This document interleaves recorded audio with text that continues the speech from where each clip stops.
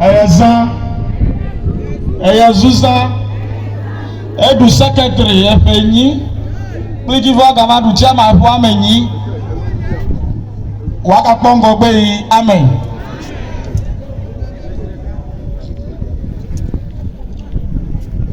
Apedala no Jadrado.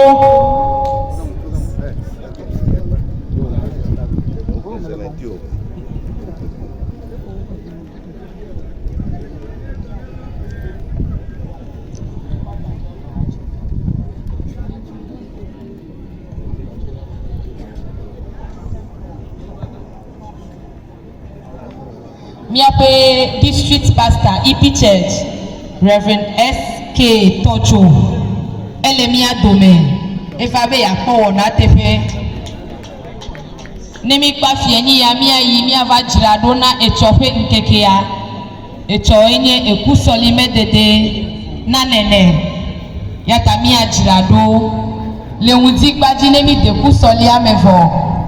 Wafo, van, live band, 66 artillery, Emayome, Wablagachu, Nami.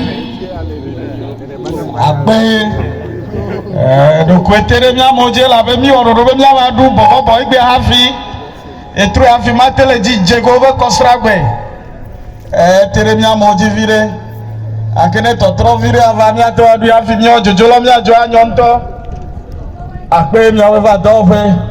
Leyi ya me ano na flatu voko mi achoela made kukube ameko gbala choga ehe ado akomalo ohun ehe ado mi ade kukube ma chola o ela be be nya amoro po he ado ko aklole hono ta sofi ako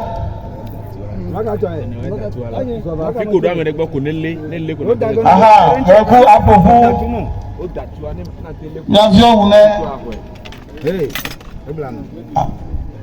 Alechu, right? Alechu. Okay, Alechu. Ebe no wumi agrowa.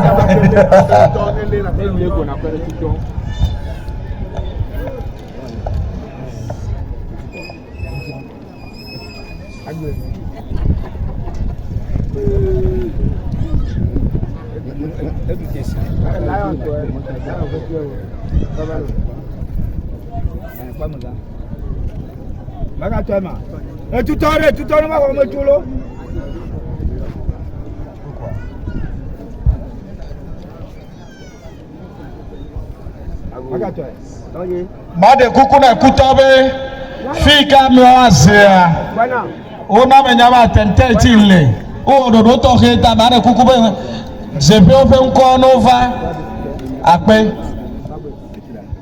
Mia no videbe yepe phone bu to kuku dede me na eku amede toko na ko eve mi agoti mi o de mi wona nu nwe